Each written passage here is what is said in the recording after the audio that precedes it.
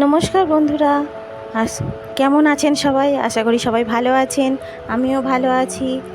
আজকের আমি একটা নতুন রেসিপি নিয়ে এসেছি, গুজরাটি স্টাইলের ধোকলা। এই ধোকলা বানানোর জন্য আমি একটা ছোট বাটির মাপ করে 2 বাটি বেসন নিয়েছি ধোকলা বানানোর জন্য।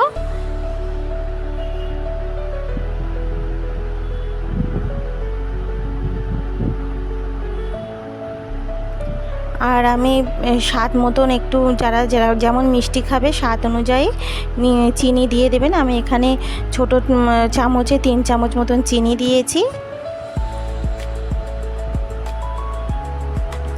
আর একটু নুন আর একটু কালারের জন্য হলুদ। আর এখানে সাইট্রিক অ্যাসিড ব্যবহার করে, আমি তার বদলে একটা গোটা লেবু ইউজ করেছি। গোটা লেবুর যে রস 2 চামচ মতন লেবুর রস দেব।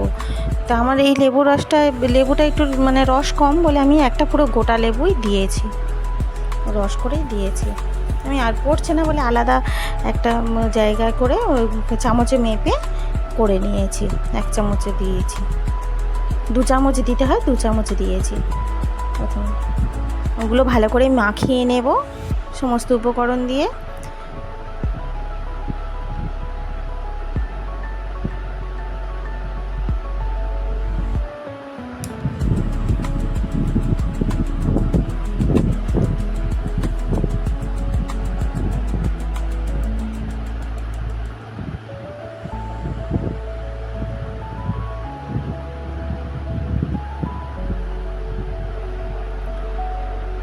মাখানো হয়ে গিয়েছে, এবারে আমি পরিমাণ মতন অল্প অল্প করে জল দেব, যে খুব মোটা করে রাখতে হবে। ঘনত্বটা বেশ ভালোই মোটা করে রাখতে হবে, বেশি জল দিলে হবে না।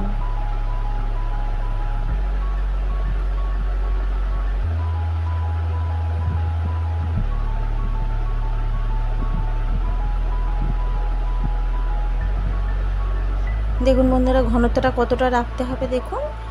আমার খুব ভালো করে ঘাঁটতে হবে জল দিয়ে।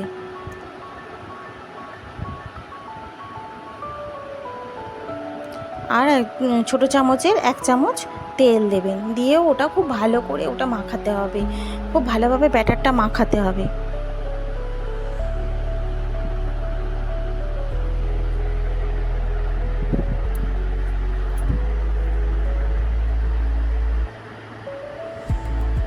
মিষ্টিটাও অপশনাল, যারা যেমন মিষ্টি খাবেন সেই অনুযায়ী মিষ্টি দেবেন, আর না খেলে না দেবেন, অসুবিধা নেই।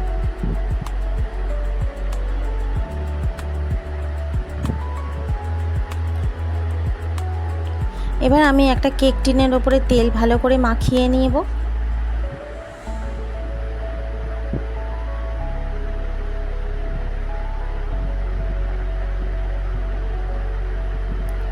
কেক টিনটা ভালো করে তেল মাখিয়ে নিয়েছি।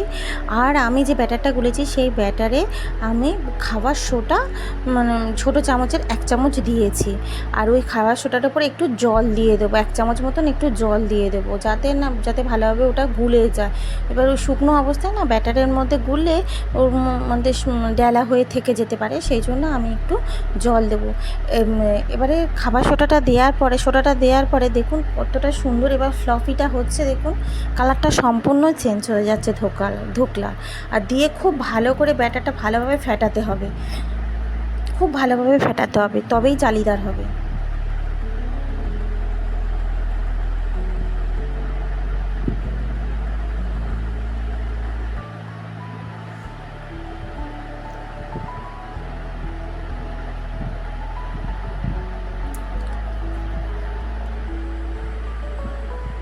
এবার আমার ফেটানো হয়ে গিয়েছে। এবার ওই কেক টিনে যেটা তেল মাখিয়ে রেখেছিলাম তাতে আমি ধোকলার ব্যাটারটা ঢেলে দেব।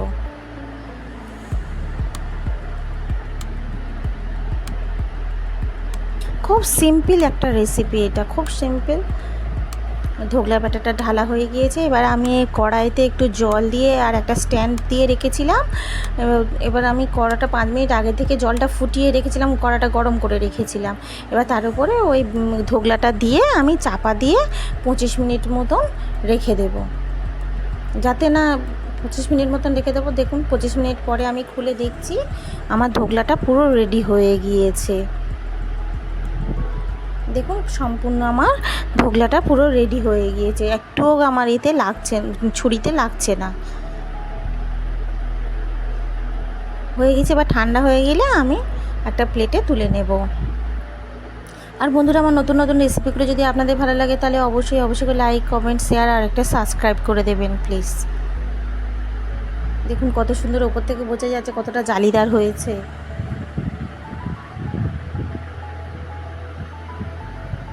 এবার আমি একটা কড়াইতে একটু সাদা তেল দেব, দিয়ে তাতে সর্ষে আর কাঁচা লঙ্কা ফোড়নে দেব। আর যারা মিষ্টিটা খেতে চাইলে 1 চামচ মিষ্টি দিতে পারেন, আর না চাইলে না যারা মিষ্টি খাবে না দিলেও হবে। আমি ওই সর্ষে আর একটু লঙ্কা তেলেতে ফোড়নে দেব, দিয়ে আর জল দিয়ে দেব। লঙ্কাটা একটু ভাজা ভাজা হয়ে আসলে আমি জল দিয়ে দেব।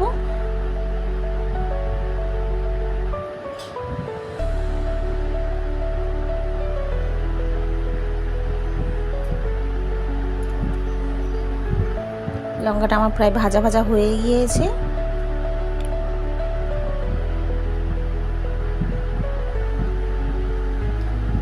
এবার আমি জল দিয়ে দিলাম। এবার ওই জলেতে আমি 1 চামচ মতো চিনি দিয়ে দেব, কারণ আমার একটু মিষ্টি মিষ্টি খাবো বলে ওই জন্য একটু চিনি দিয়ে দিলাম। যারা মিষ্টি খাবে না মিষ্টি দেবে না, অসুবিধা নেই।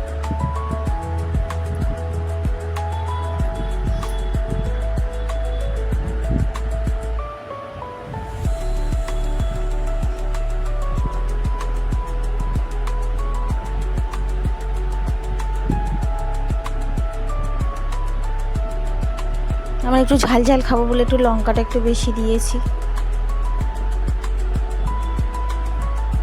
এবার ধোকলাটা একটা পাত্রে ঢেলে নিয়েছি। দেখুন কতটা সফট হয়েছে আর কি সুন্দর নরম আর জালিদার হয়েছে।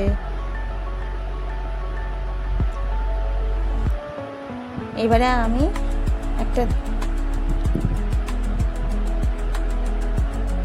একটা ছুরির সাহায্যে আমি ওটা ধোকলাটা পিস পিস করে কেটে নেব।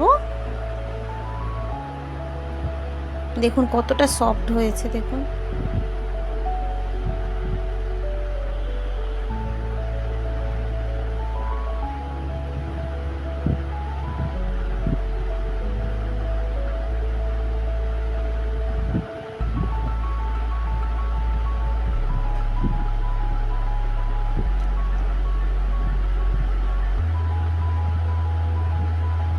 এটা খেতে খুব সুন্দর হয়।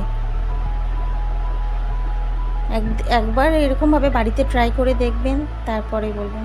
আর আমি যে জল দিয়ে যে সর্ষে আর লঙ্কার যে জল দিয়ে যেটা সাম্বারা করে রেখেছিলাম, সেটা এই ধোকলার ওপরে দিয়ে দেব। দেখুন আমার ধোকলাগুলো কত সুন্দর স্পঞ্জি হয়েছে, দেখুন কত সুন্দর নরম। এই স্পঞ্জিটা রাখার জন্য, নরম রাখার জন্য ওই যে সাম্বারা যে জলটা করেছিলাম ওটা আমি 1 চামচ করে সব ধোকলাটার উপরে দিয়ে দেব, কারণ ওটা যত ঠান্ডা হবে না ড্রাই হয়ে যেতে পারে।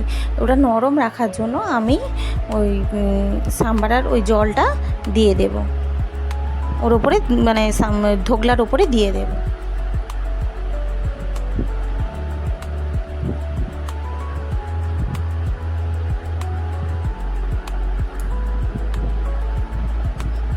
বাড়িতে হঠাৎ কোনো গেস্ট আসলে এই মিষ্টির রেসিপিটা করে দেওয়াই যেতে পারে।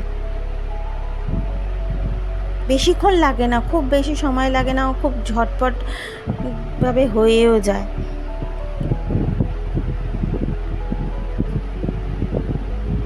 বন্ধুরা, আমার এই নতুন নতুন রেসিপিগুলো যদি আপনাদের ভালো লাগে অবশ্যই করে লাইক, কমেন্ট, শেয়ার আর একটা সাবস্ক্রাইব করে দেবেন। জানেন তো একটা ভিডিওর পিছনে আমাদের কতটা পরিশ্রম করতে হয়।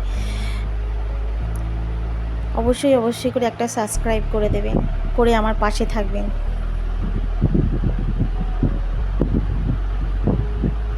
দেখুন কত সুন্দর দেখতে লাগছে।